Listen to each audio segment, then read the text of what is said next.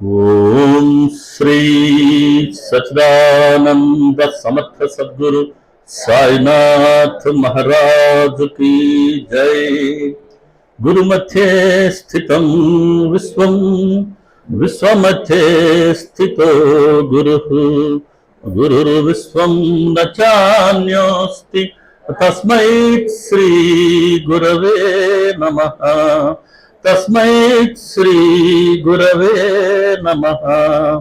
सदा निम्बवृक्षस्य मूलाधिवासा सुधाश्राविणं तीक्ष्णमप्यप्रियन्तं तरुङ्कल्पवृक्षाधिकं साधयन्तं नमामीश्वरं सद्गुरुं साईनाथं नमामीश्वरं सद्गुरुं साईनाथं నమామీశ్వరం సద్గురుం సాయినాథం.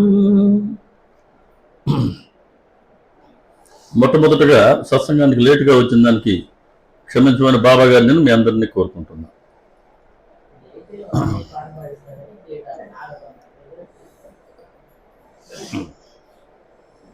సోదరి రమాదేవి గృహంలో ఏర్పాటు చేసుకున్న సత్సంగానికి వచ్చేసిన సాయి కుటుంబంలోని సహచర సభ్యులైన మీ ప్రతి ఒక్కరికి, అలాగే ఈ ఉదయం మన అందరికీ తమ సన్నిధిని ప్రసాదించి తమ స్మరణ చేసుకునే భాగ్యాన్ని ప్రసాదించిన సమర్థ సద్గురు సాయినాథుని దివ్య పాద పద్మాలకి నమస్కారం చెల్లిస్తున్నాను.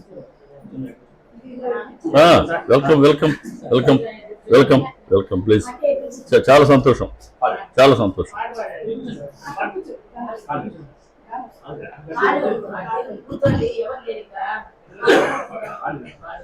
కాశీ వెళ్ళొచ్చిన తర్వాత రకరకాల సమస్యలు చాలా మంది ఇంకా దాని నుంచి పూర్తిగా రికవర్ కాల, అందరూ బయటపడలా. కొన్ని అదిగో అట్లాంటి సమస్యలు చాలా మందికి ఉన్నాయి. సో ఎందుకంటే సుదీర్ఘమైనటువంటి 15 రోజుల ట్రిప్పు, శరీరం అలసింది, రెస్ట్ తక్కువ, ఫుడ్ డిఫరెంట్ అయింది, ఆ జర్నీసు, నడకలు, మెట్టెక్కటాలు, దిగటాలు, సో అన్ని రకాలుగా బాగా శ్రమకి లోనైనారు. శ్రమ పడందే ఏదైనా ఊరికి వస్తుందా? శ్రమ పడాల్సిందే. ఒకటి కావాలంటే ఇంకో దాన్ని విడిచిపెట్టుకోవాలి. కాబట్టి శ్రమకి సిద్ధపడాల్సిందే. అప్పుడు మాత్రమే మనం చూడదగినటివి, చూడాలనుకున్నవి చూడగలిగాం. భగవంతుడి దయతో పెద్దగా సమస్యలు లేకుండా బాబా గారు దగ్గరుండి సంకల్పించుకున్న వాటిని కూడా ఆయన దర్శింప చేయించారు. యాక్చువల్ అనుకుంది ఈరోజు సత్సంగం ఆదివారం అనుకున్నాం. ఆదివారం అనుకుంటే రేపు ఆదివారం అనుకున్నాం తప్పించి ఆదివారం శ్రీరామనవమి పండుగ అనేది ఆ రోజు చూసుకోలేదు. సో పండుగ రోజు ఎలాగో సాధ్యమయ్యేది కాదు కాబట్టి దీని ఒక రోజుకి మనం ప్రీపోన్ చేసుకున్నాం. సరే, టీచర్స్ 2-3 ఉండేవాళ్ళు, వచ్చేవాళ్ళు, మనవాళ్ళు. సండే అంటే రాలేని పరిస్థితి. అవునా? మహానుభావులు అట్లా రోజులు ఉంటే ఆ బర్త్డే వస్తుంది. సరే, మంచిది. వాళ్ళ వల్ల ప్రయోజనం చేకూరుతూనే ఉంటుంది. మరి సరే, తెలియజేసాం అందరం. ఓకే, సరే. తెలియజెప్పేంత వరకు మన బాధ్యత. ఎవరిని రప్పించుకోవాలి ఏంటి అనేది అది బాబా గారి ఇష్టాన్ని బట్టే ఉంటుంది. ఆయన అనుమతిస్తేనే ఎవరైనా మన ఇల్లు దాటి రాగలం, లేకపోతే ఎవరో రాలేం. ఎవరో అతీతులం కాదు దానికి. సరే, ఈరోజు సత్సంగంలో సబ్జెక్టు ఏం తీసుకుందామని ఆలోచిస్తుంటే బాబా గారు ఇచ్చిన స్ఫోన్ ఏంటంటే 27వ అధ్యాయంలో 25వ ఓవి ఉంది. బాబా గారు భక్తుల అర్హతలను, గ్రహణ శక్తిని బట్టి వారికి తగిన మార్గాలను ఉపదేశించేవారు. భక్తుల అర్హతలని, వాళ్ళ గ్రహణ శక్తిని బట్టి వారికి తగినటువంటి మార్గాలను ఆయన ఉపదేశించేవారు. కాబట్టి అర్హతలు ఎలా ఉంటే ఎలాంటి మార్గాన్ని ఆయన ఉపదేశించారు, వాళ్ళ గ్రహణ శక్తి ఎలా ఉంటే ఆయన ఎటువంటి ఉపదేశాలని, ఎటువంటి మార్గాలను ఉపదేశించారో ఈరోజు బాబా గారు స్ఫురింప చేసిన మేరకి మనం దర్శించుకున్నాం. మొట్టమొదటిది అర్హతలు. ప్రతిదానికి అర్హత ప్రథమం. ఏ పని చేయాలన్నా దానికి అర్హత ఉంటుంది. ఈవెన్ స్కూల్లో జాయిన్ కావాలన్నా చిన్నతనంలో ఒక సర్టన్ పీరియడ్ పూర్తి అయితేనే కానీ స్కూల్ అడ్మిట్ కానివ్వరు. సిమిలర్లీ ఓటు వేయాలనుకున్నా దానికి 18 years ఎంత పూర్తయితే కానీ ఓటు హక్కు రాదు. ఇప్పుడు 16 ఏళ్ళైనా 18 ఏళ్ళు ఉందో ఓటు హక్కు రాదు, 18. కాబట్టి ఇటువంటి అర్హతలు ఉంటాయి. కాబట్టి అందున ఇటువంటి ప్రాపంచిక విషయాలకే అర్హతకి ఇంతటి ప్రాధాన్యత ఉంటే ఇక సద్గురు ఆయన ఒక మార్గాన్ని ఉపదేశించడం అంటే సామాన్యమైన విషయం కాదది. సద్గురువు దృష్టిలో ఉండటమే అదృష్టం. ఇక ఆయన చేత ఒక మార్గాన్ని మనం పొందగలగటం, ఆయన ద్వారా ఒక మార్గం ఏంటో మనకు ఆయన తెలియచేయటం, ఇది బాబా గారి అనుగ్రహానికే గుర్తు. కాబట్టి ఆయన ఏదన్నా సరే బాబా గారు చెప్పినట్టుగా ఎవరికి ఏది కావాలన్నా ఇచ్చేందుకు నేను సిద్ధంగా ఉన్నాను, కాకుంటే ఇచ్చే ముందు పుచ్చుకునే వాళ్ళ అర్హతను పరీక్షించి వారు భరించగలిగినంతే ఇస్తాను అంటారు. కాబట్టి సద్గురు మన అర్హతను పరీక్షించే మనకు తగిన మార్గం ఏంటో ఆయన ఉపదేశిస్తారు, అప్పుడు కానీ ఇప్పుడు కానీ ఎప్పటికైనా కానీ. ఇందులో కొన్ని ఉదాహరణలు చూద్దాం. ముందు బాబా గారి చేత భగత్ అని పిలిపించుకున్నటువంటి మాల్సపతి. ఎందుకంటే బాబా గారిని మాల్సపతి గారి కన్నా ఎక్కువగా ప్రత్యక్షంగా ఆయనతో సన్నిహితంగా ఉంటూ సేవించుకున్నవారు లేరు. చాలా సన్నిహితంగా ఉండి ప్రత్యక్షంగా వారిని బాగా సేవించుకున్న వారిలో అగ్రగణ్యుడు మాల్సపతి గారు. ఆయన అర్హతలు ఏంటి, ఆయనకి బాబా గారు ఏ మార్గాన్ని ఉపదేశించారు అని చూస్తే ఇంతమంది భక్తుల అర్హతలు, వాళ్ళకి బాబా గారు ఏ మార్గాన్ని ఉపదేశించారు అని కనుక మనం గ్రహిస్తే అందులో ఎక్కడో దగ్గర మన అర్హత ఏంటో మన మనస్సు గ్రహిస్తుంది. సో ఇప్పటి వరకు మనకేమన్నా బాబా గారు ఒక మార్గాన్ని చూపించారా, నిర్దేశించారా, ఆ మార్గంలో మనం ప్రయాణిస్తున్నామా లేదా ప్రయాణించలేకపోవడానికి అడ్డంకులు ఏంటి ఇత్యాదులన్నీ మనం పరిశీలించుకొని మనల్ని మనం సరి చేసుకునేందుకు ఇటువంటి సత్సంగాలు దోహదపడతాయి. ఇప్పుడు మాల్సపతి గారి రెండమ్మ ఇప్పుడే అన్నాను, మాల్సపతి గారి అర్హతలు మనం చాలాసార్లు చెప్పుకున్నాం. మాల్సపతి గారి అర్హత ఏంటి అని అంటే ఆయన స్వతహాగా భక్తులు మాత్రమే కాకుండా ఒక మంచి విరాగి. చాలా ముఖ్యం అది. వైరాగ్యం అనేది భగవంతుడి 6 గుణాల్లో ఒకటి. యశస్సు, ఐశ్వర్యం, జ్ఞానం, ఔదార్యం, కీర్తి, వైరాగ్యం ఇవన్నీ మనం చెప్తున్నాం. అలా ఆ 6 గుణాల్లో భగవంతుడికి ఉండే వాటిల్లో వైరాగ్యం చాలా ప్రధానమైనది. ఎవరినైతే భగవంతుడు అనుగ్రహించదలుచుకున్నారో వాళ్ళకి ఆయన వైరాగ్యాన్ని ఇస్తారు అని సచరిత్ర కానీ ఇతర గ్రంథాలు కానీ మనకు చెప్తూ ఉంటాయి. అటువంటి వైరాగ్యం సహజంగా ఉన్నటువంటి భక్తుడు మాల్సపతి. బాబా గారు షిరిడీకి రాకమునిపే ఆయనకున్నటువంటి ఏకైక కుమారుడు, అప్పట్లో కుమారుడు ఉంటే ఈయన సత్సంగం కోసం నా చేతిలో లేదే అక్కడ ఉండేది, అటు తిప్పుతుందాన్ని అది రెండో దాంట్లో పెడతాను. రెండో దాంట్లో పెట్టేది అది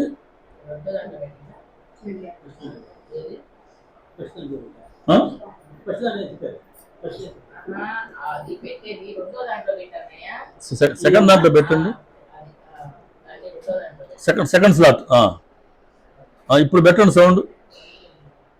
ఇప్పుడు అది అది అది ఓకే. కాబట్టి ఆయన అప్పట్లో ఒక కుమారుడు ఉండేవారు మాల్సపతి గారికి. ఈయనకున్నటువంటి అలవాటు ఏంటంటే చుట్టుపక్కల గ్రామాల్లో ఎవరైనా సత్సంగం లేకపోతే భగవంతుడి గురించి మాట్లాడుకుందాం అని అంటే ఈయన వెళ్ళేవారు. రాత్రంతా వాళ్ళు చిన్నపాటి చలిమంట వేసుకుని ఆ చలిమంట చుట్టూ కూర్చొని భగవంతుడి గురించి మాట్లాడుకునేవాడు. అదే అప్పట్లో సత్సంగం. సత్సంగం అంటే ఏంటి, భగవంతుడి గురించి మాట్లాడుకోవడమే సత్సంగం. సరే, అలా ఒకరోజు ఒక ఊరికి వెళ్ళారు. ఆ ఊరి పేరు గుర్తు రావట్లేదు. రాత్రంతా వాళ్ళు అలాగే మాట్లాడుకుంటున్నారు. వేకువజామున కాస్త ఆయన నడుము వాల్చారు కాస్త విశ్రాంతి కోసం. ఆ సమయంలో ఒక స్వప్నం వచ్చింది వారికి. ఆ స్వప్నంలో ఒక నల్లగా బాగా ఎత్తుగా ఉండే ఒక చూసేందుకే భయం గురిపించేటువంటి ఒక ఆకారంతో ఒక ఆయన కనబడ్డారు. ఆయన చేతిలో ఒక రాయి ఉంది, ఇంకో చేతిలో ఒక మట్టి కుండ ఉంది. ఆయన ఏమంటున్నారు, నా కూరను నాకు ఇచ్చేయి, నా కూరను నాకు తిరిగి ఇచ్చేయి, లేకుంటే అని రాయి విసిరేస్తానని ఆయన భయపిస్తున్నారు. చివరికి రాయిని విసిరేశారు. రాయి ఆయన పక్కన పడింది. ఈయనకి మెలకు వచ్చింది. ఇది ఆయనకు వచ్చినటువంటి స్వప్నం. గుర్తు తెచ్చుకున్నారు. చూడబోతే తను ఏ ప్రదేశంలో ఉన్నారో ఇదే ప్రదేశంలో ఆయన రాయి విసిరేశారు. ఆ ప్రదేశం ఈ ప్రదేశం ఒకటిగానే ఉంది. ఏదో మనసులో ఏదో ఆయనకి ఒక అశుభం ఆయన మనసుకి తట్టింది. తెలతెలవారుతుండగా షిరిడి నుంచి ఒక వార్తాహరుడు వచ్చారు. వచ్చి, మాల్సపతి గారు మిమ్మల్ని ఇంటికి రమ్మంటున్నారండి, అర్జెంటుగా తీసుకురమ్మన్నారు. ఏంటండి అన్నారు. మీ అబ్బాయికి ఆరోగ్యం బాగలేకుండా వచ్చింది, మిమ్మల్ని వెంటనే తీసుకురమ్మన్నారు అని చెప్పంగానే ఆయన ఏమడిగారంటే, అబ్బాయి చనిపోయాడు కదా అన్నారు. ఒకే కుమారుడు, ఈయన ఉన్న వాస్తవం చెప్తే ఈయన ఎలా దాన్ని రిసీవ్ చేసుకుంటారో అని ఆ వచ్చిన వార్తాహరుడు సంశయిస్తే ఈయన దాన్ని గ్రహించారు. ఎలా గ్రహించారు అంటే, ఆ వచ్చిన స్వప్నం మృతిదేవతే ఆయన కనబడింది, నా కూర నాకు తిరిగి ఇచ్చేయి అని అంటూ ఉంది. కాబట్టి ఇదో అబ్బాయినైనా పట్టుకెళ్ళాడు, నేను ఇచ్చిందే కదా తిరిగి నాకు ఇచ్చే అంటున్నారు. సో అలా అటువంటి దాన్ని కూడా ఆయన దాన్ని చాలా తేలిగ్గా స్వీకరించినటువంటి వైరాగ్యం అప్పటికే ఆయన సొంతం.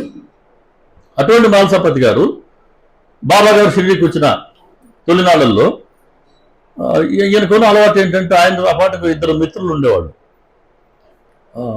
ముక్తారాం, కాశీరామ్ అని ఒక ఆయనను, ఇంకొక ఆయన అప్పాభిల్, ఇద్దరు ఉండేవాళ్ళు. ఈ ముగ్గురు కలిసి షిరిడీకి వచ్చేటువంటి సాధువులు, సన్యాసులు, ఫకీర్లు వాళ్ళ వద్దకు వెళ్ళి కూర్చొని వాళ్ళతో కాసేపు భగవత్ విషయాలు మాట్లాడుకుంటూ వాళ్ళకి చిన్నపాటి సేవ చేస్తుండేవాళ్ళు. వాళ్ళకి అవసరమైనటువంటి వస్తువులు తెచ్చేయడం అలా చేస్తుండేవాళ్ళు. అలా ఉన్నటువంటి ఆధ్యాత్మిక నేపథ్యం మాల్సపతి గారిది.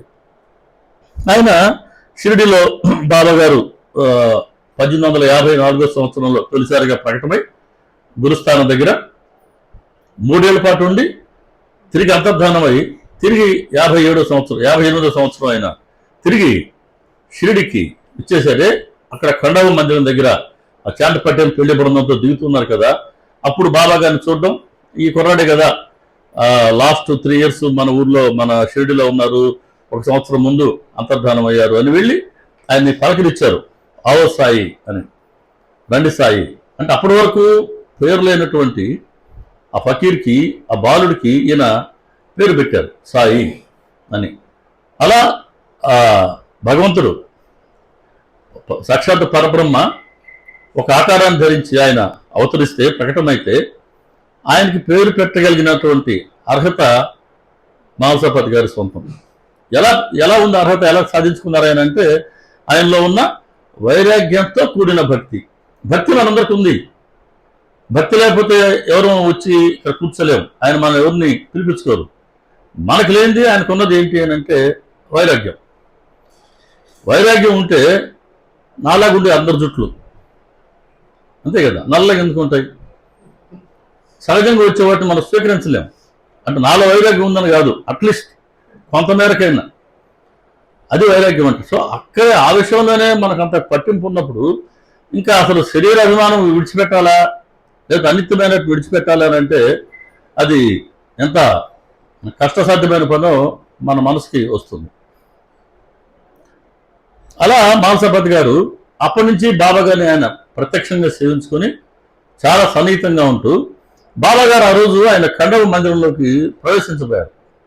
వెంటనే మాల్సపతికి అనిపించింది, ఈ కుర్రాడు ముసల్మాన్ కదా, ఇదేమో మరి పవిత్రమైన హిందూ దేవాలయం కదా అని వెళ్ళి అడిగించారు ఆయన్ని. సాయి, ఇది పవిత్రమైన హిందూ దేవాలయం అన్నారు ఆయన. అంటే ఏమని, మీరు ముసల్మాన్లు, ఇదేమో పవిత్రమైన హిందూ దేవాలయం, హిందూ దేవాలయంలోకి మీ ప్రవేశం నిషిద్ధం అన్నట్టుగా అన్నారు ఆయన. మరి బాబా గారు చెప్పారా ఆయన ముసల్మాన్ అని? లేదు.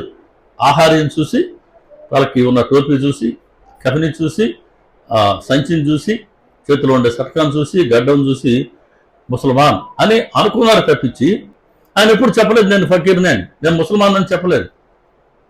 ఆయన పేరు కనుక్కునేందుకు, వాళ్ళ పుట్టు పూర్వోత్తరాలు కనుక్కునేందుకు చాలా మంది ప్రయత్నం చేసి అలసిపోయారు, కానీ ఆయన ఎక్కడ ఎవరికి ఎటువంటి హింట్ ఇవ్వలేదు. కారణం ఏంటి అని అంటే ఆయన 4వ అధ్యాయం స్పష్టంగా చెప్తుంది, ఆయన 16 ఏళ్ల బాలుడుగా ప్రకటమయ్యారు అంతే. తల్లి గర్భంలో మనలాగా జన్మించిన వారు కాదు. సరే బాబా గారు, ఇది హిందూ దేవాలయమా, నేను ముసల్మాన్నా, నేను ప్రవేశించకూడదా అని అక్కడి నుంచి వెనక్కి వెళ్ళిపోయి ఆయనకి విడిగా ఇచ్చినటువంటి మసీదుని, శిథిలావస్థలో ఉన్నటువంటి మసీద్, ఎవరికి దేనికి పనికిరానటువంటి స్థితిలో ఉన్నటువంటి మసీదులో ఆయన ఉండి దాన్నే ద్వారకామాయిగా ఆయన పేరు పెట్టి, ఈరోజు ద్వారకామాయి అంటే ప్రపంచవ్యాప్తంగా ఎంత ప్రసిద్ధి చెందిందో, ఎంతమందిని ఆ పేరు వినంగానే మనం నమస్కరిస్తామో, ఆ ద్వారకామాయిలకు ఎప్పుడెప్పుడు వెళ్దామా అని మనసు తహతహలాడుతుందో, అటువంటి మసీదులోకి వెళ్ళి ఆ రోజు ఆయన కూర్చున్నారు.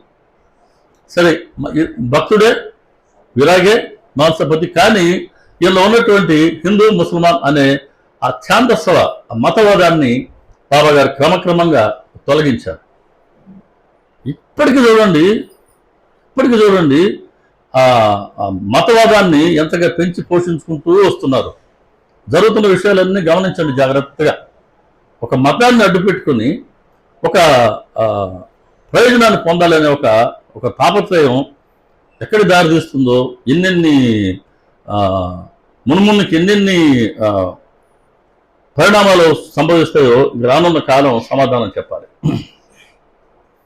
అప్పట్లో ఛాందస భావం అంతగా ఉంది. ఆ రోజుల్లో స్వార్థం కోసం కాదు, అదొక మత భావన.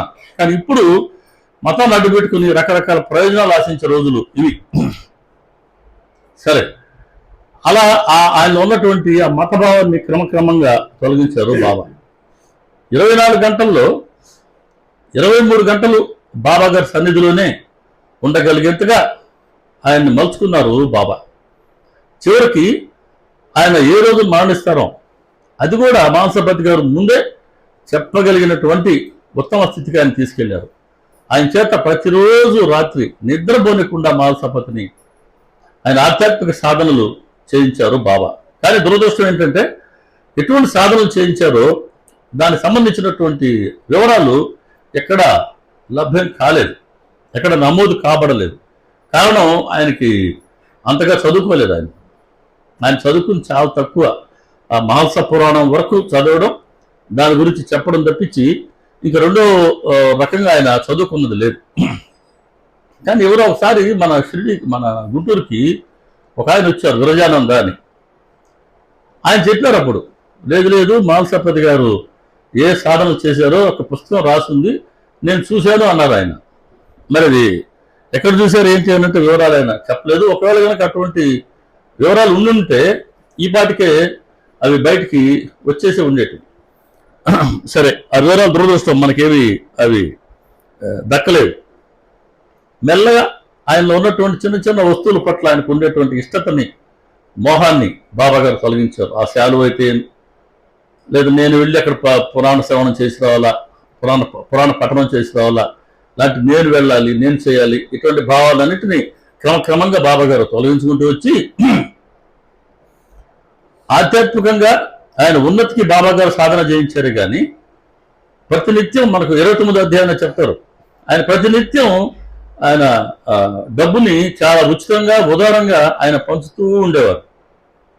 ఆమెను ఆయన చిన్నపిల్లకి రోజుకి 2 రూపాయలు, వాళ్ళ తల్లి జమిలికి 6 రూపాయలు, దాదా కేల్కర్కి దాదాపు 5 రూపాయలు, తర్వాత మన తాత్యా పాటిల్కి అనుకుంటాను 10 నుంచి 15, బడే బాబాకి 15 నుంచి 50 రూపాయలు, ఇలా బాటసార్లకి, ప్రయాణికులకి అందరికీ ఆయన చాలా ఉదారంగా పంచుతూ ఉండేవాళ్ళని మనం అక్కడ చదువుకున్నాం. కానీ ఆ లిస్టులో చూడండి మాల్సాపతి గారి పేరు లేదు. కానీ మాల్సాపతి గారి పేరు ఎందుకు లేదు? ఆయన ఐశ్వర్యవంతుడా? ఆయన కనీసం మనలాగా ఉండగలిగారా? లేదు. అతి నికృష్టమైనటువంటి ఆర్థిక స్థితి. ఇళ్లలో ఒంటిపూట తిరిగినటువంటి రోజుల కన్నా వాళ్ళ ఇంట్లో పస్తులుండే రోజులు ఎక్కువ. అంతగా పస్తులుండే కుటుంబం బాబాగారిని అంతగా సేవించుకుంటూ ఉంటే మరి ఆయన నా భక్తుల ఇంట అన్న వస్త్రాలకు లోటు ఉండదు అని అన్నారు కదా. మరి మాంసాపతి గారి ఇంట్లో మరి అన్ని రోజులు పస్తులు ఉంటూ ఉంటే ఏ రోజు బాబాగారు ఇదిగో భగత్ తీసుకొని ఈయన ఇచ్చింది లేదు. మరి ఇంతమందికి మనం చెప్పుకున్న లిస్టులో ఇంతమందికి రోజు ఇచ్చేవారు కదా. వాళ్ళందరికంత ఏమంగా లేనిది రోజుకు ₹1 ఇచ్చిన ఆ రోజుల్లో వాళ్ళ ఇల్లు గడిచిపోయేది కదా. ఆయన ఇవ్వలేదు. పోనీ మాంసాపతి గారు కానీ మాంసాపతి గారి భార్య కానీ ఏ రోజు బాబా గారిని యాచించింది లేదు. పోనీ ఎవరైనా ఇతర భక్తులు హంసరాజు లాంటి వాళ్ళు దీన్ని గమనించి ఈయన ఉన్నటువంటి ఆర్థిక స్థితిని గమనించి ఏదైనా సహాయం చేయబోతే దాన్ని కూడా బాబా గారు అంగీకరించేవారు కాదు. ఎందుకంటే ధనం అంటే సర్వార్థాలకు మూలం. నా భక్తులు ధన వ్యామోహంలో చిక్కుకోకూడదు అనేవారు తప్పించి ఏ రోజు మాంసాపతి గారికి ఆయన ధనం అయితే ఇవ్వలేదు. కానీ ఏమి ఇవ్వాలో మాంసాపతి గారు అర్హతను బట్టి ఆయన భక్తిని వైరాగ్యాన్ని బట్టి ఆయనలో ఉండే బలహీనతను తొలగించారు, ఛాందస భావాన్ని తొలగించారు, ఇతర మోహాన్ని తొలగించారు. చివరికి ఆయన ముక్తిని పొందేలాగా సద్గురువు నడిపించారే కానీ డబ్బు ఇవ్వలేదు. కానీ ఇప్పుడు చూడండి మాల్సాపతి గారి మనవాళ్ళు వాళ్ళ వారసులు మాల్సాపతి గారికి ఆ రోజుల్లో బాబా ఇచ్చినటువంటి కఫిరి అనండి లేకపోతే పాదరక్షణ అనండి దేశం అంతా తిరుగుతున్నాయి. దాన్ని తీసుకొచ్చేవాడు వాడు ఉంటాడు, వాడి కమిషన్ వాడికి ఉంటుంది. మాల్సాపతి గారి కుటుంబానికి వెళ్ళే డబ్బులే ఉంటాయి. మరి మాల్సాపతి గారు కోరుకోలా కాబట్టి ఆయనకి ఇవ్వలా. కానీ ఇప్పుడుండే వాళ్ళు ఏం కోరుకుంటారో అది వాళ్ళకి ఆయన ఇస్తూ ఉన్నాడు.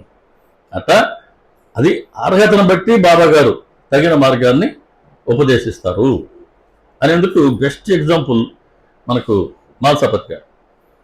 మాల్సాపతి తర్వాత బాబా గారిని అంతే ఇదిగా సేవించుకున్న వాళ్ళల్లో కాకాసాహెబ్ దీక్షిత్ ఆయన ప్రముఖుడు. హరిసీతారాం దీక్షిత్ అని పేరున్నటువంటి ఈయన కాకాసాహెబ్ దీక్షిత్ అయ్యారు, కాకా దీక్షిత్ అయినారు. బాబా గారు ఆయన కుంటి కాక అని కూడా పిలిచేవారు. అప్పుడప్పుడు భిక్షు అని కూడా ఆయన్ని పిలిచేవారు. అదే ఆయన అర్హత. భిక్షు కుంటంటే కన్నా కాలు నడుస్తున్నారు. ఆయన ట్రైన్ ఎక్కిపోతూ పడ్డారు లండన్లో, కాలికి గాయమైంది. అప్పటి నుంచి ఎంతగా వైద్యం చేసుకున్నప్పటికీ కాలు బాగుపడలేదు. ఆ నడక మాత్రం ఆయన కుంటుకుంటూ నడవాల్సి వచ్చింది. కాబట్టి బాబా గారు కుంటి కాక అన్నారంటే అది సరదాగా పిలిచారు అనుకోవచ్చు. కానీ భిక్షు అని ఎందుకు అన్నారు అంటే ఆయనలో ఉన్నటువంటి వైరాగ్యం, ఆయనలో ఉన్నటువంటి ఆధ్యాత్మిక జిజ్ఞాస ఇది ప్రధానం. భక్తి అందరికీ ఉంటుంది, ఆ జిజ్ఞాస చాలా తక్కువ మందికి ఉంటుంది. జిజ్ఞాస ఉన్నప్పటికీ గురు చెప్పిన మార్గంలో నడవగలిగే వాళ్ళం అతి తక్కువలో అతి తక్కువ. అంత సులువు కాదు, అంతో అర్హత కావాలా. ఎన్నో జన్మలు చేసినటువంటి పుణ్యఫలం ఫలించినప్పుడే బుద్ధుడికి వచ్చినట్టుగా ఒక్క రోజుకి ఒక స్థిరమైన నిశ్చయం తీసుకోగలం. స్థిరమైన నిశ్చయం తీసుకుంటున్నాం కానీ స్థిరంగా నిలబడడం లేదు. అది లక్ష్యం మంచిదే, ఇదో ఇనప స్తంభం ఉంది, ఆ పైన దేవుడు కూర్చొని ఉన్నాడు, పైకి రమ్మంటున్నాడు ఆయన. పైకి రా, ఏమైంది? ఎక్కుతావు స్తంభం ఎక్కువ, నేను ఎక్కుతానట్టుంది. అది వస్తావేంది? స్తంభం ఎక్కువ, 2 మీటర్ల స్తంభమే కదా, నువ్వు పైకి రా, నేను ఉన్నాను అంటున్నాడు దేవుడు. తగ్గించేశాడు.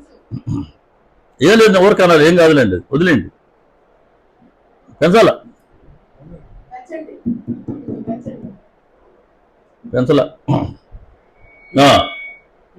వదిలేండి సార్. ఓకే. దేవుడేమో ఆ 2 మీటర్లు హైట్ ఉండేటువంటి ఇనప స్తంభం మీద ఉన్నాడు, పైకి ఎక్కి రమ్మంటున్నాడు. 2 మీటర్లే ఎక్కలేమా?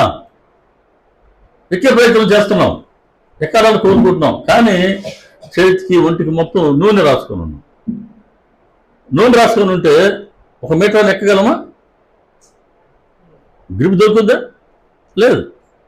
అలా నిశ్చయం బాగానే ఉంటుంది, కానీ ఆ నిశ్చయం మనసులో స్థిరపడటం లేదు. ఎందుకు స్థిరపడడం లేదు అని అంటే దానికి అవసరమైనటువంటి వైరాగ్యం, వివేకం లోపిస్తుంది. దీక్షిత్ గారికి అలా కాదు. ఆయన బాబా గారి వద్దకు వచ్చిన లక్ష్యమే ఆయన గురించి మనకు ఆయన అర్హత ఏంటో మనకు తెలియజేస్తుంది. 4వ అధ్యాయంలోను తిరిగి 51వ అధ్యాయంలోను మనకు ఏ లక్ష్యంతో దీక్షిత్ గారు వచ్చారు అన్నది మనకు చెప్తారు సచరితలు.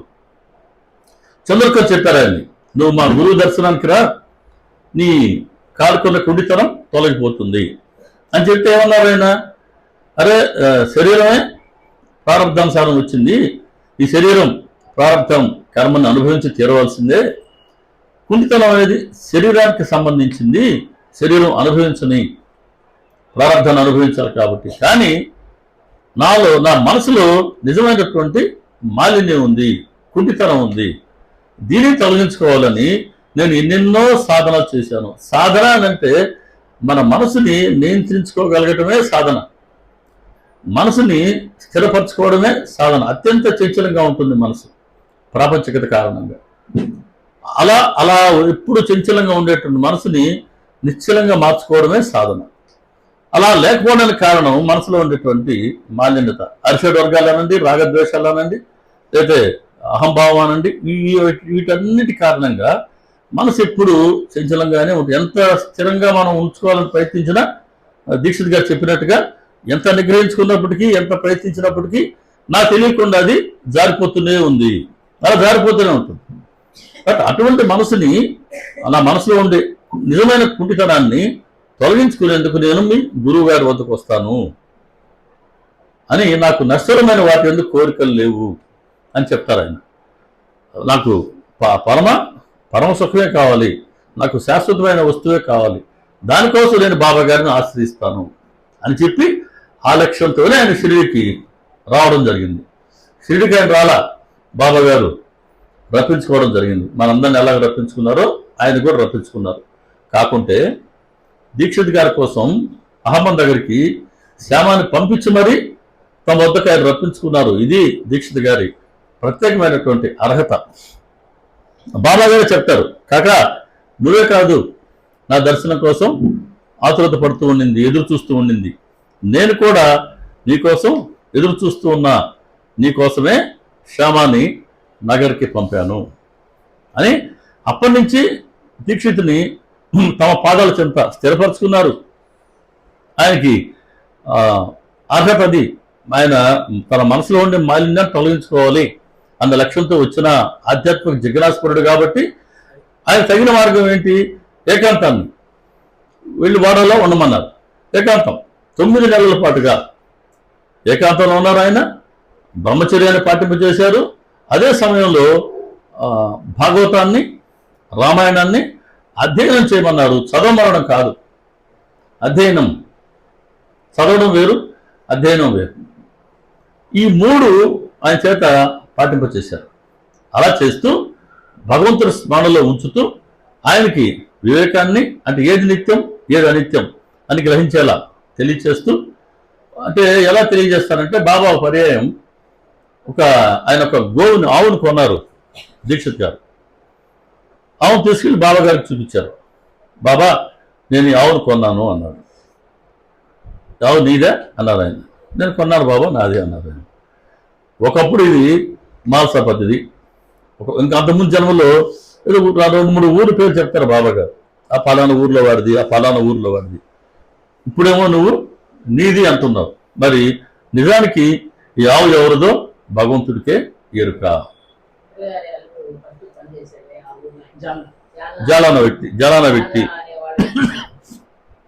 కాబట్టి ఇన్ని చెప్పారు ఆయన. కాబట్టి అప్పుడు ఫలానా వాడిది, తర్వాత ఫలానా వాడిది, తర్వాత మానసపతి గారిది, తర్వాత వచ్చి ఇప్పుడు నువ్వు నీదంటున్నావు. ఈ వస్తువు ఎవరిదో అంటే ఒక వస్తువు చేతులు మారుతూ ఉన్నది. అలా ఎప్పుడు మార్పులు చెందుతూ ఉండేది అనిత్యం. ఇది బాబా గారు చెప్పింది బెస్ట్ ఎగ్జాంపుల్ అన్నమాట. వికారాలతో మార్పులు చెందుతూ ఉండేది అనిత్యం, ఎటువంటి మార్పులు లేకుండా ఉండేది నిత్యమైనటువంటిది. కాబట్టి ఈ అనిత్యమైనటువంటి డబ్బే ఉందనుకుందాం, డబ్బు అట్టే పెట్టుకుంటాం ఇంట్లో, మనం ఏమైనా ఉపయోగం ఉందా? డబ్బు రాగానే ఏం చేస్తాం, దాన్ని ఒక పర్మనెంట్ ఆస్తుల పరంగానో, స్థలం అనండి, ఇల్లు అనండి, లేదా గోల్డ్ అనండి, దాన్ని డైవర్ట్ చేస్తాం. అప్పుడు దాకా మన పొలం వేరే వాళ్ళది అయింది. పొలం ఉంది కానీ ఓనర్షిప్ మారిపోయింది, ఇంటి ఓనర్షిప్ మారిపోయింది. బంగారం చేయించుకుంటారు. బంగారం ఎంతకాలం అదే నగ వేస్తారు? ఒక నగ ఎంత బాగున్నప్పటికీ 5 ఏళ్ళు 10 ఏళ్ళు వేసరికి అవుట్డేట్ అయిపోతుంది. ఇంకొక రకంగా తీసుకొస్తుంది. మనది అవుట్డేట్ అయిపోయింది, బాగుంది అనిపిస్తుంది. సో దీన్ని మళ్ళీ కరిగించాలా, దాన్ని మళ్ళీ మనం చేయించుకోవాలి. అప్పుడు దాకా నిద్ర రాదు. ఇంకా అది మనసులో పడిందంటే ఇంకా నిద్ర రాదు. ఏమైంది? ఉన్న బంగారం, అదే బంగారం ఒక నెక్లెస్ లాగా ఉండేది, ఈరోజు ఒక కడియం అయింది అనుకుందాం. ఉన్న గోల్డ్ అయితే అదే, బంగారం అయితే అదే. అప్పుడు నెక్లెస్గా ఉంది, ఇప్పుడు అదే కడియంగా తయారైంది. అంటే రూపు మారుతూ ఉంది. ఇలా రూపులు మారేది, ఓనర్షిప్ మారేది, యాజమాన్యం మారుతూ ఉండేది ఎప్పుడు కూడా అనిత్యం. కాబట్టి ఇటువంటి అనిత్యమైన విషయాల వైపుకి నీ మనసుని పోనించవద్దు. పోనీకు నిత్యమైన దాని పట్లే నీ మనస్సును నిలుపు అని ఆయనకి బోధించి ఆయనకి వివేకాన్ని వైరాగ్యాన్ని ప్రసాదించారు బాబా. అది ఆయనకున్నటువంటి ఆధ్యాత్మిక జిజ్ఞాస అనే అర్హతను పట్టి. తర్వాత మూడవ భక్తుడు మనం చెప్పుకోవాలంటే దాసగాను. దాసగాను ఆయనకున్న అర్హత ఏంటంటే ఒక సహజ కవి. అది ఆయనకున్న అర్హత. చూడంగానే ఒక పద్యం వాడు చెప్పేసేవాడు, దాంట్లో అద్భుతంగా ఆ ప్రాసలు పెట్టి. మనకు ఒకసారి ఎక్కడికో పోయినామండి, అక్కడ ఉప్పాడ పోయిన గుర్తుందా? నువ్వు వచ్చావా? ఒకసారి గోపాలరావు గారు ఉండగా ఉప్పాడలో ఒక ఆయన ఆయన కాలం చేశారు. ఆయన పుస్తకాలు రాసేవారు, ఆయన కార్యక్రమాలకు వచ్చావు సత్సంగాలకి, పేరు గుర్తురాల. గోపాలరావు గారు అక్కడ తీసుకెళ్ళారు. ఆ రామచంద్ర చౌదరి గారు అందరూ అక్కడే పరిచయం నాకు ఆ పర్యాయం ఉందిలే. అప్పుడు అందరూ అక్కడికి వెళ్ళాం. ఉప్పాడులో కొత్తగా ఒక ఆయన వచ్చాడు. ఆ రోజు హైదరాబాద్ నుంచి వచ్చాడు. ఆయన మాట్లాడి వస్తుంటే ఎగాదిగా చూస్తున్నాడు. ఏం పోయినట్టు చూస్తున్నాడు బాబు అనుకున్నాడు. అతను కాసేపు కూర్చోగానే పద్యం చెప్పేశాడండి. అది ఆసుకవి గుర్తుకొచ్చారు. ఆయన ఆసుకవి. ఆయన మిమ్మల్ని గారు మిమ్మల్ని వర్ణిస్తే పద్యం చెప్పేస్తాడు, విఠల్ గారి గురించి చెప్పేస్తాడు, ఎవరి గురించి అయినా సరే అట్లా చూస్తూ పద్యం చెప్పేస్తాడు. వాళ్ళకి అది భగవంతుడు ఇచ్చినటువంటి గిఫ్ట్ అది. అలా దాసుగాను కూడా అంతటి కవి, ఆసు కవి. పోలీసు కానిస్టేబుల్గా ఆయన ఉద్యోగం చేస్తున్నాడు. అటువంటి ఆయన్ని బాబా గారు చంద్రకర్తో సెక్యూరిటీ గార్డ్గా తొలిసారిగా వెళ్ళారు. ఈయన దాసగాను 1892లో తొలిసారి బాబా గారి కోసం పోలా, నానాసాహెబ్ చంద్రకర్ కి సెక్యూరిటీ గార్డ్గా వెళ్ళారు. ఈయన అలా వెళ్ళినట్టు దాసగాడిని బాబా గారు ఎలా మార్చుకున్నారంటే, అతని పోలీసు ఉద్యోగం మానమని చెప్తారు బాబా గారు, దాని ఉద్యోగాన్ని అంటారు. కానీ ఈయన మనసులో ఉండే కోరిక ఏంటి అంటే, ఈయన సర్కిల్ ఇన్స్పెక్టర్ కావాలని కోరిక. కానీ కానిస్టేబుల్గా ఉన్నాడు, ముందు స్టేషన్ హౌస్ ఆఫీసర్ ఎస్ఐ అంటాం మనం, అది కావాలి. తర్వాత సర్కిల్ ఇన్స్పెక్టర్ కావాలి. ఇది ఆయనకు ఉండేటువంటి లక్ష్యం. ఆయన మనసులో ఆ లక్ష్యం ఉంది. బాబా గారు ఏమో కానిస్టేబుల్ ఉద్యోగాన్ని రాజీనామా చేయమంటారు. ఆయనకి అది ఇష్టం లేదు. బాబా గారు ఒకసారి చెప్పారు, 2 సార్లు చెప్పారు. గను నువ్వు ఇట్లా చెప్తే నా మాట వింటావా? సరే సరే సరే అనుకున్నారు ఆయన. అప్పట్లో ఒక బందిపోటు దొంగ ఒక అతను ఉండేవాడు. అతని కోసం చాలా మంది పోలీసులు కూడా ప్రయత్నిస్తుండేవాళ్ళు పట్టుకునేందుకు. దాసగానికి ఆ పని వాళ్ళు అప్పచెప్పారు. ఈయన ఒక ఊర్లో వెళ్ళి, అంటే ఎక్కడ అతను ఉండొచ్చో ఆ ఊర్లోకి వెళ్ళి, రామ మందిరం ఒకటి ఉంటే ఆ రామ మందిరంలో మారువేషం ఒకటి వేసుకుని, ఇంటి రావడం మారువేషాలు వేసేవాళ్ళే. ఆ మారువేషాలు సినిమా ఉండేదే కాదు. ఇటు గాటు పెట్టుకుంటే అయిపోయి, ఇటు మస్తు గాటు పెట్టి అయిపోయి, ఎటో మారువేషం అంటూ ఉండాలి. అలా దాసగాను కూడా ఒక మారువేషం వేసి సన్యాసిలాగా వెళ్ళి రామ మందిరంలో కూర్చొని, ఈయన పద్యాలు పాటలు పాడేవాడు కదా, అలా చేస్తూ ఉన్నాడు. ఈయన మించినాడు ఆ దొంగ. ఈయన గుర్తించి మెల్లగా వార్నింగ్ ఇచ్చాడు, రేపు కనబడ్డామంటే నేను ప్రాణాలతో ఉండవని అన్నాడు. ఇంకా బ్రతుకు చూడడానికి పారిపోయి వచ్చాడు. సరే, ఇంకో పర్యాయం వేరే దొంగలు నేను ఫాలో అవుతూ పోతున్నాడు. ఒక నది అడ్డం వచ్చింది.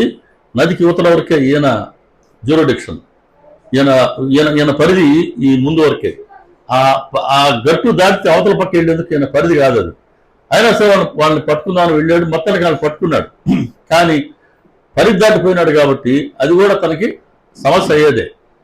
అప్పుడు బాబా నా నీళ్ళల్లో నుంచి ప్రార్థిస్తాడు, బాబా ఒక్కసారికి నన్ను కాపాడండి, ఎలాగో బయట అయింది, నేను మీరు చెప్పినట్టుగా ఉద్యోగాన్ని వదులుకుంటాను బాబా అని అంటాడు. సరే అప్పటికేదో ఆ పరిస్థితి నుంచి తప్పించుకున్నాడు, ఎటువంటి ఇబ్బంది లేకుండా తిరిగి వెనక్కి వచ్చాడు. తర్వాత ఈయనకి ప్రమోషన్ వచ్చింది, మొదటి ప్రమోషన్ వచ్చిన ఊరికి జాయిన్ కావాలి కదా, వెళ్తూ ఉన్నాడు.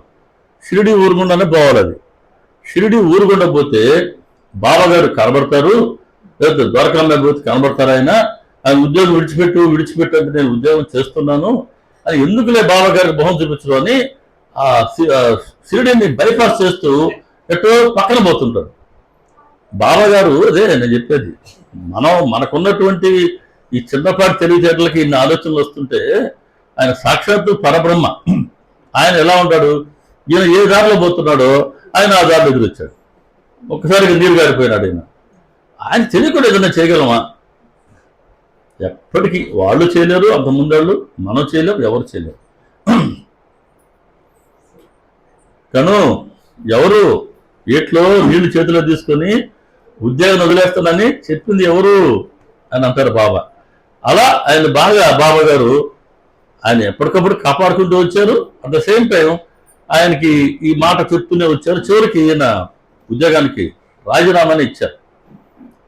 ఇచ్చినప్పటి నుంచి వచ్చి అప్పటి నుంచి ఆయన దేనికి ఉపయోగించుకున్నారు బాబా అనంటే సత్పురుషుల కథలు రచించేందుకు. కవి కదా, మనకు 20వ అధ్యాయం ఉంది కదా, ఈశావాస్యోపనిషత్తును ఆయన సంస్కృతంలో నుంచి ఆయన మరాఠీలోకి ఓవి ఛందస్సులో ఆయన అనువాదం చేశారని అటువంటి గ్రంథాలు రచించేందుకు ఆయన ఉపయోగించుకున్నారు. అదే సమయంలో బాబా గారి గురించి విరివిగా ప్రచారం చేసేందుకు వినియోగించుకున్నారు.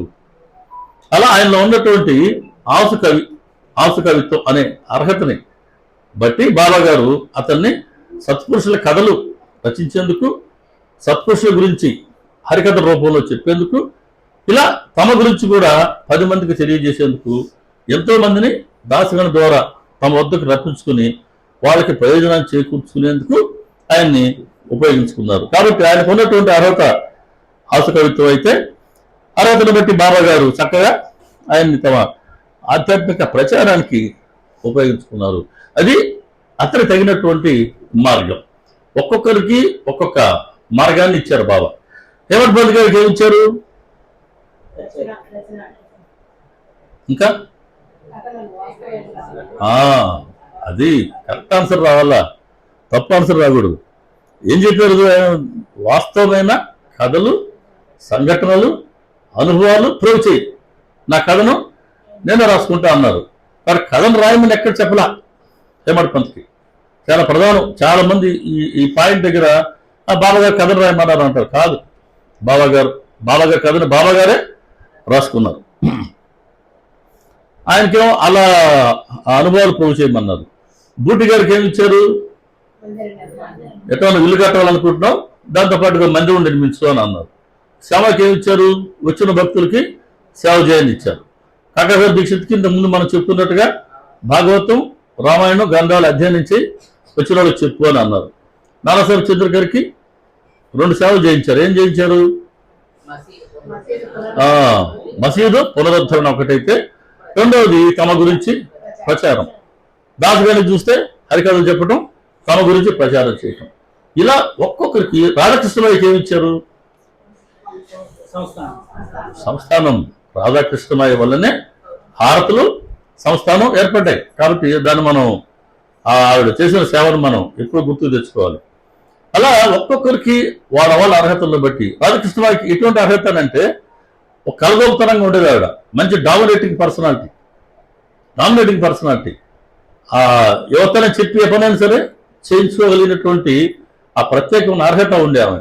ఎంతోమంది ధనవంతులు వెళ్ళినప్పటికీ వాళ్ళందరినీ కూర్చోబెట్టి మసీదులు అవసరమైన పనులు చేయించేవాళ్ళు, పూలమాల కుట్టించేవాళ్ళు, విస్తరణలు ఉంటే ఆ కుట్టించేవాళ్ళు, లేకపోతే ఆ దారిలో చెట్లకి వాటికి మట్టి మోయించేవారు, నీరు మోయించేవారు. చిన్న ఏం డబ్బులు ఉన్నాయి కదా, ఓ పాత్ర ఇవ్వచ్చు కదా, ఓ పాత్ర తెమ్మనేవాళ్ళు. అలా చాలా మంది కూడా భక్తుల దగ్గర చాలా వస్తువులు సేకరించి సంస్థానం ఏర్పడడానికి ఆ తొలి అడుగులన్నీ ఆవిడ ద్వారానే పడ్డాయి. మహిళ అయినప్పటికీ ఆ రోజుల్లో మహిళ ఏకాంతంగా ఉంది, పైగా విధవరాలు, పైగా షెడ్యూల్లో ఎక్కువ మంది వ్యతిరేకించేవాళ్ళు ఆవిడని. అంటే బావగారికి సేవ చేస్తుంది మనందరూ ఊరు వాళ్ళు ముందు కూడా అని నాన్ లోకల్ అన్నమాట. అప్పుడు కూడా ఉంది. ఎలక్షన్ వస్తుంది కదా, ఇది మన లోకల్ కాదు, పక్క నియోజకవర్గం ఏదో గెలుతారు అవసరం అయితే. అట్లాంటివన్నీ ఉన్నాయి. అప్పుడు ఇన్ని ఒడిదుడుకులు అడ్డంకులు ఉన్నప్పటికీ ఆవిడ చాలా తక్కువ కాలంలో ఉండారు. బహుశా 10-12 ఏళ్ళు కూడా ఆమె షిరిడీలో ఉన్నారో లేదు నాకు కరెక్ట్ గుర్తులేదు. అత్యంత తక్కువ సమయం ఆవిడ షిరిడీలో ఉండగలిగారు. చిన్న వయసులోనే ఆవిడ శరీరం విడిచిపెట్టారు. ఆ తక్కువ సమయంలోనే వదిలేండి నీకు వదిలే. తక్కువ సమయంలోనే ఆవిడ మహిళ, విధవరాలు, ఇన్ని అడ్డంకులు ఉన్నప్పటికీ ఆ తక్కువ సమయంలో ఆవిడ చేసిన సేవ 25 కూడా పురుషులైనా సరే చేయలేరేమో అని అంటారు దీక్షిత్ గారు. కాబట్టి ఆవిడ ఇంచుమించు 8-9 ఏళ్ల లోపలే చేసిన సర్వీస్ అది, అంత సర్వీస్ ఆవిడ. కాబట్టి కానీ అర్హతలు బట్టి ఎటువంటి సేవ చేయించారు. ఈరోజు సంస్కారం ఉందని అంటే దానికి రాధాకృష్ణమయ్య కార్యక్రమాలు, ఈరోజు హారతలు జరుగుతున్నాయని దానికి రాధాకృష్ణమయ్య కార్యక్రమాలు, సొంటి ప్రసాదం రాధాకృష్ణమయ్య వల్ల అలా వాళ్ళ అర్హతను బట్టి వాళ్ళకి ఇచ్చిన సేవ ఉంటుంది. తర్వాత తరంశీ టక్కర్ మనకి ఏ అధ్యాయంలో వస్తారు? ఈయన 35వ అధ్యాయంలో వస్తారు. తరంశీ టక్కర్ ఆయన సమస్య ఏంటి? ఆయన షిరిడీకి ఎందుకు వస్తాం అనుకున్నారు? ఆయన ఒక కంపెనీ యజమాని. ఆయన దగ్గర మన కాకా మహాజని బాబా గారు ఏమని పిలిచేవారు?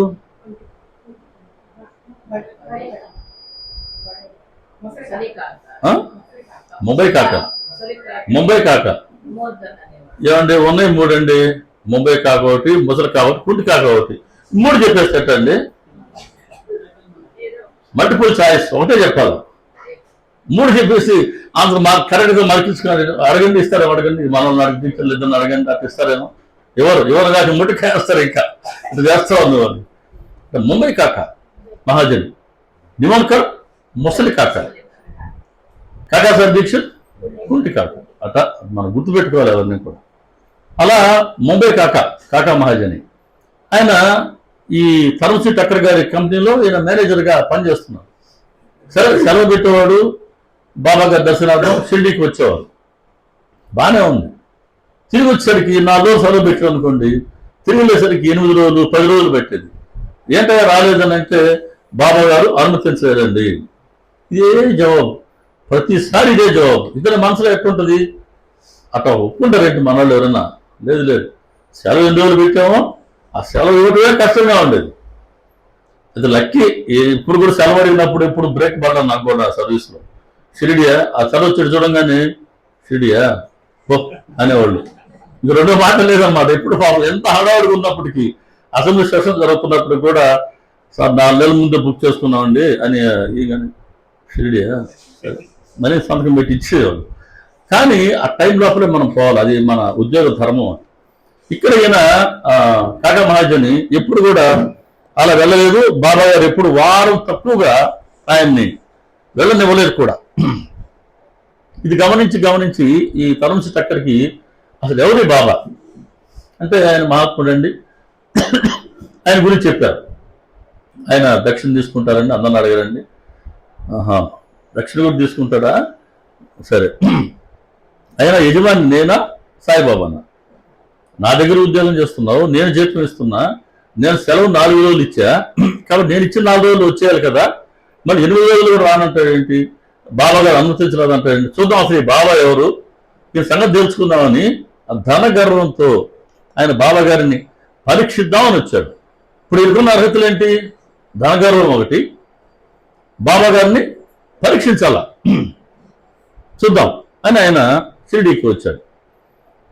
షిరిడీకి రావడం, అందరూ కలిసి బాబా గారి దర్శనార్థం వెళ్ళటం, వీళ్ళిద్దరితో పాటుగా ఇంకొకరు కూడా 3 కలిసిపోయినట్టుగా ఉన్నారు. ఆ రోజు మసీదుకి వెళ్తూ అప్పట్లో ఉన్నటువంటి ద్రాక్ష పళ్ళు కొనుక్కున్నారు. కాకా మహాజన్ గారు వెళ్ళి బాబా గారికి దాన్ని నివేదించారు. ఆ ద్రాక్ష పళ్ళు విత్తనం ఉండేటివి, అటువంటి ద్రాక్ష పళ్ళు ఉన్నాయి. ఈయనకేమో మన తరంచి టక్కర్ గారికి సీడ్లెస్ అంటే విత్తనం లేనటువంటి గింజలు లేనటువంటి ద్రాక్ష పళ్ళు అంటే ఈయనకి ఇష్టం. దాంట్లో గింజలు ఉన్నాయి. సరే తీసుకెళ్లి బాబా గారికి నివేదించారు. బాబా గారు ఏం చేసేవాళ్ళు అని ఆయన గుట్టుకొని తినేవాళ్ళ కాదు.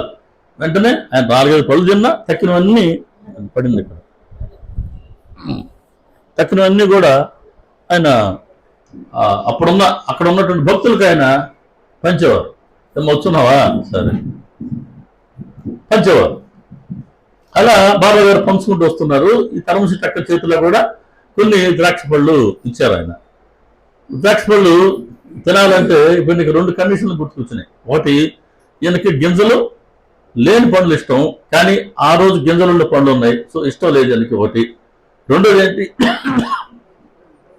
ద్రాక్ష పళ్ళు తినాలనంటే అమ్మాయిలా డాక్టర్ చెప్పారంట, కడుక్కొని తినాలని చెప్పారు.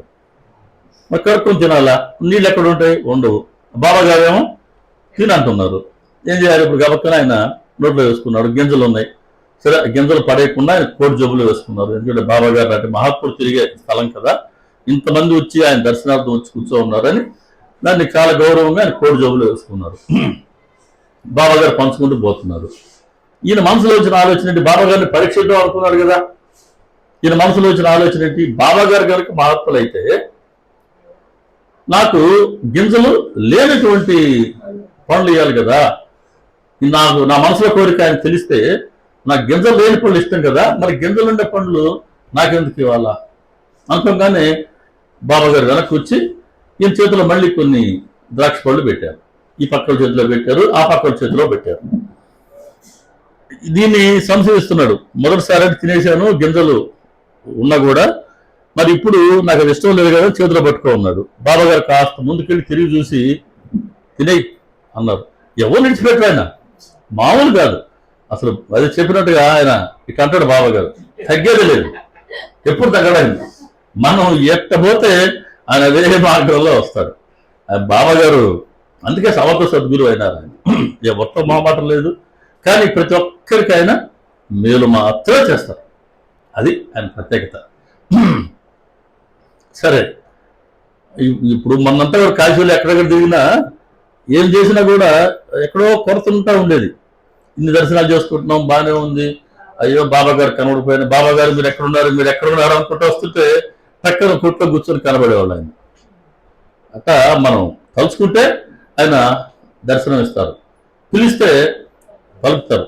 అసలు మనల్ని విడిచిపెట్టి దూరంగా ఉండటం ఆయనకి ఇష్టం ఉండదండి. ఇది గుర్తుపెట్టుకోవాలి మనం. అది ఆయన ప్రేమ గుర్తు. అసలు అంత ప్రేమను పంచేవాడు ఇంకెవరు ఉండరు. అమ్మ నాన్న కాదు, ఇంకోరు కాదు. గురువుకు ఉన్న ప్రేమ ఎవరికి ఉండే అవకాశమే లేదు. అమ్మ నాన్న ఈ జన్మ వరకే కదా, అంతే. తర్వాత వాళ్ళు ఎవరు, మనం ఎవరు అవుతున్నాం. కానీ ఆయన అలా కాదు. ఉన్న జన్మలకి ఎప్పటి వరకు మనం ఆయన ధామానికి చేరుకుంటామో అప్పటి వరకు మనం గురువు దృష్టిలోనే ఉంటాం. ఎక్కడైనా ఉండుగాక, ఏ శరీరంతో ఉండుగాక. అలా ఉండేవారు. చివరికి అన్ని తిరిగేసాం. ఆ రోజు ఆ నైమిషారణ్యంలో కూడా తిరిగి ఇంకా ఒళ్ళు చుక్కుపోయి, కాళ్ళు చుక్కుపోయి, చివరిలో బాబా గారి మందిరం ఉంది. అప్పుడు మళ్ళీ చిన్నగా నడుచుకుంటూ వెళ్ళి బాబా గారు దర్శించుకుని లాస్ట్ వీడియో కూడా బాబా గారి మందిరమే తీసిన వీడియో. అంటే ఎక్కడెక్కడ తిరిగినా కూడా చివరికి మీరు ఎక్కడికి రావాల్సి వచ్చింది, నా దగ్గరికి నాన్న అని అక్కడ కూడా మళ్ళీ ఆయన స్పష్టంగా మనకు తెలియజేయడం జరిగింది. అలా ఇక్కడ తరంసి టక్కర్ చెప్పుకుంటున్నాం కదా మనం. ఆయన మళ్ళీ వచ్చి తిని అన్నాడు కాకా మహాజన్. గురువు ప్రేమ మనం అనుభవించాల్సిందే, కానీ గురువు ప్రేమను మనం వర్ణించలేం. ఎవరి మనసు వాళ్ళకు మనది గ్రహించాల్సిందే. బాబాగా తినేయమంటున్నారు, ఇంకా తినకప్పుడు నోట్లో వేసుకున్నాడు. ఆశ్చర్యం, ఇప్పుడు గింజలు లేవు. ఈ పక్క టక్కర్ గారు ఉన్నారు, ఈ పక్క ఇంకెవరో ఉన్నారు. వాళ్ళని అడిగి చూశాడు. అంటే మనిషి మనసులో సంశయం ఎంత తీవ్రంగా ఉంటుందో చూడండి. సహజంగా నమ్మం, అంత సులువుగా నమ్మం. మంచినైతే నమ్మం, మంచిని నమ్మం. చెడు చెప్పు వాడు అంతా అని చెప్తే రెండో వాడు చూసినట్టు జరిగిందని చెప్పేస్తాడు. మూడో వాడు మీరు చూసినట్టుగా ప్రచారం చేస్తాడు. చెడుని చాలా ఫాస్ట్గా నమ్మటం, మంచిని గ్రహించడం అంత సులువు కాదు. మంచిని గ్రహించడం దానికి చాలా అర్హత కావాలి. ద్రాక్ష పళ్ళు పక్కన అడిగాడు, మీకు ఇచ్చిన పళ్ళలో గింజలు ఉన్నాయన్నారు వాళ్ళు. ఈ పక్క వాళ్ళు ఉన్నాయన్నారు. అంటే ఈ పక్క ఆయనకి గింజలు ఉన్నాయి, ఈ పక్క ఆయనకి గింజలు ఉన్నాయి, మధ్యలో ఈయనకి మాత్రమే గింజలు లేవు. ఎలా పోయినా గింజలు ఎవరు లేకుండా చేయగలిగారు? అదిగో బాబాగారు. ఎందుకని చేయగలిగారు? ఈయన మనసులో అనుకున్నాడు, నాకు గింజలు లేని పళ్ళు ఇవ్వచ్చు కదా, అంతే. నువ్వేం కోరుకున్నావా అదే ఆయన ఇస్తారు. ఎందుకు ఇస్తారంటే ఆయన గొప్పతనాన్ని చెప్పుకునేందుకు కాదు, ఆయన శక్తిని, ఆయన సామర్థ్యాన్ని మనం గమనించి మనం ఆయన పట్ల భక్తితో శరణాగతి వేడుదామని. అలా శరణాగతి వేడితే ప్రయోజనం ఆయన కాదు, ఇంకొక ఎక్స్ట్రా వయ్యో వచ్చి నాకు భక్తులు అయ్యారంటే గొప్పతనం ఆయనకని కాదు. ఇదిగో నేను బాబాగారు శిష్యుని అయినాను, లేక నేను బాబాగారు భక్తున్నాయని చెప్పుకుంటే అది మనకు మంచిది. ఏదో ట్యాగ్తో పోవాలి చివరికి. శరీరం విడిచిపెట్టే టయానికి ఏదో ట్యాగ్ ఉండాలి మన దగ్గర. ఇప్పుడు ఆ మణికర్ణిక ఘాట్లో వచ్చి శవాలు ఎప్పటికో నిత్యం వస్తూనే ఉన్నాయి, దహనం చేస్తూనే ఉన్నారు. సో వాళ్ళు కోరుకున్నది చివరిలో మణికర్ణిక ఘాట్లో వాళ్ళ సంస్కారాలు జరగాలని. సరే, మనందరికీ సాధ్యమయ్యే పని కాదు. సో మనం ఏం కోరుకోవాలంటే, ఇదిగో నాకు బాబాగారి ట్యాగ్ ఉండాలి, బాబాగారి భక్తుడిగా జన్మ వెళ్ళిపోయి పర్వాలేదు, ఎందుకంటే ఆయన అకౌంట్లో ఉంటాం. ఆయన దగ్గరుండే లెడ్జర్లో ఏదో పేజీ మన కోసం ఆయన కేటాయించి ఉంటారు. ఒక రోజుకి ఆయన పేజీ తిప్పుతా వస్తే మనకు కనబడమా? అదే అని ఒకసారి ఆలోచించాలి, మనం ఎక్కడ ఉన్నామని ఆలోచిస్తాం. కాబట్టి బాబా గారికి భక్తులుగా ఉండటం, భక్తులు కావడం, అది మన జన్మజన్మల భాగ్యం. అప్పుడు గ్రహించిన, అమ్మో బాబా గారు నా మనసులో ఏముందో నాకు తెలుసుకున్నారు, ఆయన గింజలు లేకుండా చేశారు, అమ్మో ఈయన మహాత్ములని. సరే, మళ్ళీ సంశయం ఏంటి? మళ్ళీ కన్ఫర్మేషన్. ఈయనగానే మహాత్ముడు అయితే ఇదిగో మళ్ళీ వెనక్కి వచ్చి ఈ మొదటి నుంచి ఈ ద్రాక్ష పళ్ళు పంచాలా అనుకున్నాడు. ఎక్కడో బాబా గారు ఎక్కడో పంచుతున్నారు. మళ్ళీ వెంటనే వెనక్కి వచ్చి ఇక్కడి నుంచి పంచడం జరిగింది. మనలా మనసులో ఉండే భావాలను బట్టే ఆయన ప్రవర్తిస్తారండి. అలా ప్రవర్తించి మెల్లగా మనల్ని ఆయన మార్గంలోకి తీసుకువెళ్ళేందుకే ఆయన ప్రయత్నం అంతా. ఎందుకంటే అవతరించిందే అనుగ్రహించేందుకు. అనుగ్రహం అంటేనే ఉద్ధరణ. ఉద్ధరించాలా అని అంటే మనం ఆయన చెప్పినట్టు వినాలా, ఆయన చెప్పినట్టు మనం వినాలా అని అంటే మనకు ఆయన పట్ల భక్తి శ్రద్ధలు ఏర్పడాలా. అలా ఏర్పడాలంటే అనుభవాలు కావాలా. కాబట్టి బాబా గారి అనుభవాలు మనకు అన్ని ఇస్తూనే ఉంటారు. ఆయన ఒక రోజుకైనా సరే స్థిరంగా భక్తితో శ్రద్ధతో నన్ను ఆశ్రయిస్తారు అని. అలా కౌన్సిల్ అక్కడ పెట్టిన ప్రతి పరీక్షలో కూడా బాబా గారు ఆయన నెగ్గారు. బాబా గారు ఇప్పటి వరకు బాబా గారి పట్ల నేను ఉన్నటువంటి దురభిప్రాయాల్ని, సంశయాల్ని తొలగించి, అమ్మా బాబా గారు మహాత్ములే అని సద్భావాన్ని కలిగించారు. సత్పురుషుల శక్తిని, వాళ్ళ సన్నిధికి ఉన్నటువంటి పవిత్రతని, సామర్థ్యాన్ని అతని మనసు గ్రహించేలా చేశారు బాబా. ఇంకో భక్తుడి గురించి చెప్పుకుందాం. హరికనబ. హరికనబగానే ఏం గుర్తుకు రావాలి? చెప్పులు గుర్తుకు రావాలి. హరికనబ కూడా ఎవరు చెప్పగా ఉన్నారు బాబా గారి గురించి. అమ్మో బాబా గారు మంచి అవులియా ఉన్నారు షిరిడీలో, మేంద్రోలు దర్శించుకున్నాం ఆయన్ని, ఆయన చాలా చమత్కారాలు చేస్తారు, చాలా గొప్పవారు అని చెప్తే నమ్మల. అంటే ఎదుటి వాళ్ళు చెప్తే నమ్మితే మనకేమన్నా పరువు తక్కువ అవుద్దా? చెప్తేనే మంచి నమ్మం. అది సమస్య అంతా. చెడైతే అత్యంత సులువుగా నమ్మేస్తాం. యూట్యూబ్లో ఉందా, ఇంకా ఒప్పుకున్నా నమ్మేసినాం అంతే. మనం కూడా షేర్ చేస్తాం, దాంట్లో ఉన్నదంతా నిజం అన్నట్టుగా. సరే, ఇక్కడ ఈయన హరికనబ హరికనబ బాబా గారి దర్శనార్థం వెళ్ళాలనుకున్నాడు. చూద్దాం, నేను వెళ్తాను, నాకు కూడా ఏదైనా బాబా గారు కొన్ని చమత్కారాలు చూపిస్తేనే నేను బాబాను విశ్వసిస్తాను అని అనుకున్నాడు.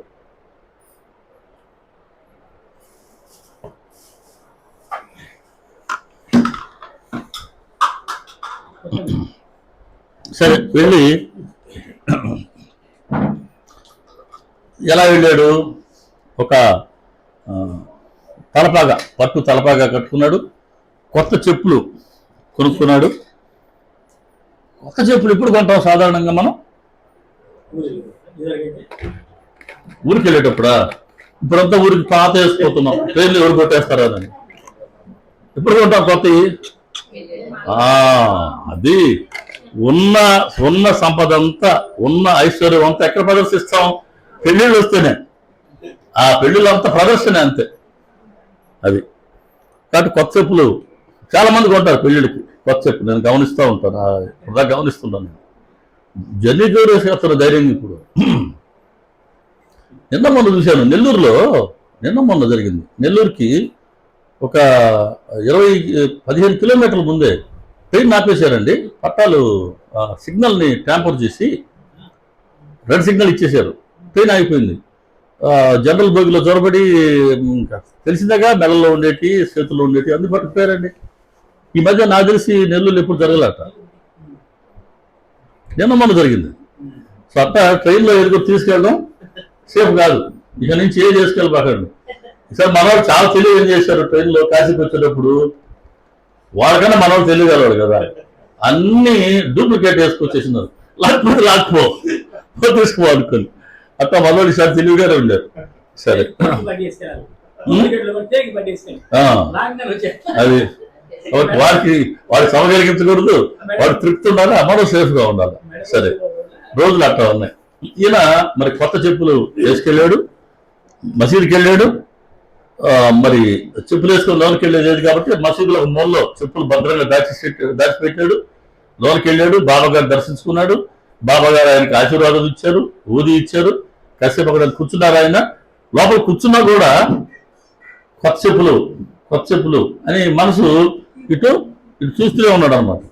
సరే మొత్తానికి ఆ బాబా గారికి దర్శనం అయిన తర్వాత అందరూ భోజనాలకి వాడకపోతుంటే తను బయటకు వచ్చాడు. వెతికితే ఎక్కడ చెప్పులే. ఇంకంతే, అప్పటి నుంచి ఆలోచనలు చెప్పుల మీదే, కళ్ళల్లో చెప్పులే, ధ్యానం అంతా చెప్పుల మీదే. ఎందుకంటే ఎంతో ఇష్టపడి వాటిని కొనుక్కున్నాడు. చాలా ప్రధానమైన మాట. చూసేందుకు అది సరదాగా ఉన్నప్పటికీ ఎంతో ఇష్టపడితే, మనసుకు నచ్చితే దాన్ని కొనుక్కున్నాడు. కాబట్టి ఆలోచనలన్నీ దాని మీదే ఉన్నాయి. కళ్ళలో ఆ చెప్పులే మెదులుతున్నాయి. ఆలోచనల్లో చెప్పుల గురించి ఆలోచనలే. ధ్యానం అంతా చెప్పుల మీదే. ధ్యానం చేయడం కష్టం కాదు. ధ్యానం బుద్ధుడు రోజు తరబడి చేశాడంటే, లేకపోతే స్వామి వివేకానంద లాంటి వాడు గంట తరబడి చేశారంటే అది పెద్ద గొప్ప కాదు. ఎందుకని? వాళ్ళు ఇష్టపడ్డారు దేవుణ్ణి, పెద్ద గొప్ప అది. వాళ్ళు ఇష్టపడ్డారు కాబట్టి చేయగలిగారండి. మనం ఇష్టపడలేదంతే. మనం దేవుని ఇష్టపడుతున్నాము, దాన్ని మర్చిపోతున్నామా? దాని గురించి మనం ధ్యానం చేయడం లేదా? మనం ఏది కావాలనుకుంటామో, దేన్ని మనం ఇష్టపడతామో దాని గురించి సహజంగా ధ్యానం జరుగుతూనే ఉంటుంది. మెలకు రాగానే మనకి ఇష్టమైన వస్తువు గుర్తుకొస్తుందా? ఇష్టమైన వాడు గుర్తుకొస్తారా? ఖచ్చితంగా వస్తుంది. కాబట్టి మనకు కాసేపు భగవంతుడి పట్ల, గురువు పట్ల ధ్యానం నిలబడడం లేదు అని అంటే మనసు ఇంకా అంతగా ఇష్టపడడం లేదు, మనసు ఇంకా అంతగా కోరుకోవడం లేదు. అది మనలో ఉండే లోపమే. అది బుద్ధుల కాదు, స్వామి వివేకానందలా కాదు. వాళ్ళు భగవంతుని కోరుకున్నారు కాబట్టి దృష్టి అలా నిశ్చలంగా ఉండిపోయింది. చెప్పు కనబడలేదు, వచ్చేసారు, భోజనం చేశారు. ఆ తర్వాత కుర్రాడు ఒకడు వచ్చినారు. చివరికి ఆ చెప్పులు దొరికినాయి, వేరే సంగతి. చెప్పులు పోయినాయి అనుకున్న చెప్పులు తిరిగి మళ్ళీ బాబా గారే పంపించారు. కుర్రాడు వచ్చి దాన్ని సాయిబాబా పంపారు. హరిక బేట జరిక ఫేట అంటే హరి కొడుకు తలకి తలపాగా వేసుకొచ్చాడు. ఆ ఎవరో చూసి ఇచ్చేయమన్నాడండి. అంటే చూడు నా తలపాగా ఉంది కదా, నేనే తలపాగా చూసుకో అన్నాడు. మరి హరిక బేటని ఎలా చేయాలా? ఇదో మా తండ్రి పేరు హరి, అదే ఆయన హరిక బేట. నా పేరు హరి, మా నాన్న వచ్చి కనబ, కాబట్టి నేను కనబ బేటానని బాబా గారు చెప్పారు. కాబట్టి నువ్వు చెప్పినోడు నాకు సరిపోయాయా, ఈ చెప్పులు నాలుగు అని ఇంకెవరిని అడిగి చూడు, ఎవరు రాకపోతే ముందుకి నాకు ఇమ్మన్నాడు. సరే ఎవరు ముందుకు రాలేదు, ఈ చెప్పులు ఆయన తీసుకున్నారు. ఇప్పుడు ఈయనకు వచ్చిన ఆలోచన ఏంటి? తలపాగా కనబడుతుంది అందరికి, మనకు కనబడుతుంది, అందరికి కనబడుతుంది. కానీ షిరిడీకి ఇదే నేను తొలిసారి వస్తున్నాను కదా, మా నాన్నగారి పేరు ఎవరికి తెలియదు కదా. కా అన్న అక్షరం ద్వారా బాబా గారు నేను కనబ కొడుకుని అని ఎలా తెలియజేశారు. కాబట్టి ఆయన ఖచ్చితంగా మహాత్ములు అని చమత్కారం గోవర్కర్ గారు వచ్చింది. ఆ చమత్కారం బాబా గారు ఆయనకి ఇచ్చేశారు. చమత్కారం చూపించేశారు. బాబా గారి పట్ల సద్భావాన్ని కూడా ఏర్పరిచారు. అలా ఆ భక్తుల అర్హతలను బట్టి ఈయన వచ్చింది ఏంటి, బాబా గారిని పరీక్షించాలా, చమత్కారం చూడాలని చమత్కారం ఇచ్చేశారు బాబా. అది ఎవరు ఏది కోరుకుంటే దాన్ని నేను ఇచ్చేందుకు సిద్ధంగా ఉన్నాను. ఇచ్చే ముందు పుచ్చుకునే వాళ్ళ అర్హతను పరీక్షించి వాళ్ళు భరించగలిగినంతే ఇస్తాను అని చెప్పింది బాబా. అది అనమాట. కాబట్టి అర్హతను బట్టి బాబా గారు ఎటువంటి మార్గాలు ఉపదేశించారో ఇప్పటి వరకు మనం దర్శించుకున్నాం. 1-2 పాటలు విన్న తర్వాత గ్రహణ శక్తిని బట్టి తగిన మార్గాలు ఎలా ఉపదేశిస్తారో మళ్ళీ మనం ఇంకొక విడతలో దర్శించుకున్నాం. శ్రీ సచిదానంద సమర్థ సద్గురు సాయినాథ్ మహారాజ్ की जय।